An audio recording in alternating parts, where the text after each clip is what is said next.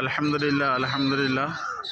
আমরা বর্তমান মদিনা মনোয়ারার মতো জায়গাতে সেই উহুদের ময়দানে পৌঁছে গেছি আলহামদুলিল্লাহ। বিশ্বনবী সাল্লাল্লাহু আলাইহি ওয়াসাল্লামের সাহাবী 70 জন সাহাবী এই কবরস্থানে শুয়ে রয়েছেন।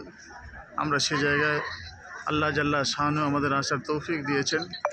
আপনারা যে ছোট পাহাড়টা দেখতে পাচ্ছেন, এই পাহাড়ের তলদেশে বিশ্বনবী সাল্লাল্লাহু আলাইহি ওয়াসাল্লাম সাহাবীদেরকে বলে দিয়েছেন যে যুদ্ধ চলাকালীন যতক্ষণ পর্যন্ত আমি না তোমাদেরকে বলবো, তোমরা এই পাহাড়ের কোল থেকে কেউ সরে যাবে না, এই জায়গায় তোমরা দাঁড়িয়ে থাকবে। তো একটা সময় যুদ্ধ চলতে চলতে কাফের বেঈমানেরা যখন পালিয়ে গেছে, যখন ময়দান ফাঁকা হয়ে গেছে, তো সাহাবীরা দেখছেন যে আমরা যুদ্ধে জয়লাভ করে ফেলেছি। তো আল্লাহর হাবিব সাল্লাল্লাহু আলাইহি ওয়াসাল্লামের বিনা অনুমতিতে সেই সাহাবীরা ওখান থেকে সরে এসেছিলেন। আর যখনই সরে এসেছিলেন, এই পাহাড়ের পিছনে কাফেররা লুকিয়েছিল, তারা পিছন থেকে এসে ধার করে সাহাবা রাদিয়াল্লাহু তাআলাদেরকে শেষ করে দিয়েছেন। তারা শহীদ হয়ে গেছেন। সেই 70 জন সাহাবী এই কবরস্থানে শুয়ে রয়েছেন। তার মধ্যে আমিরে মুআবিয়া আমির হামজা রাদিয়াল্লাহু তাআলা, যিনি খুব কষ্ট পেয়েছিলেন, জানার কলিজাকে বের করা হয়েছিল এবং টুকরো টুকরো করা হয়েছিল, জীবনও হয়েছিল।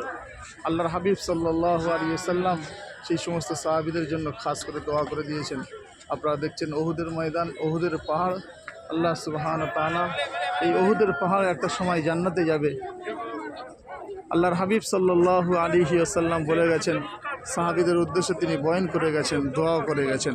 আমরা সেই উহুদের ময়দান ছোটোবেলাতে আমরা শুনতাম, এই উহুদের পাহাড়, উহুদের ময়দান, এই বয়ান শুনতাম, বয়ান করতাম। আজকের আল্লাহ জাল্লা শানু আমাদের মতো গুনাহগার বান্দাদেরকে সকলকে সেই উহুদের ময়দানকে কবুল করে নিয়েছেন। আলহামদুলিল্লাহ আলহামদুলিল্লাহ। আমরা খাস করে দোয়া করি সারা বিশ্ববাসীর জন্য, বিশ্বের মুসলমানদের জন্য, তারা যেন খুব তাড়াতাড়ি আল্লাহর পেয়ারা হয়ে, আল্লাহর মেহমান হয়ে এই সমস্ত জায়গাতে পৌঁছে যেতে পারে।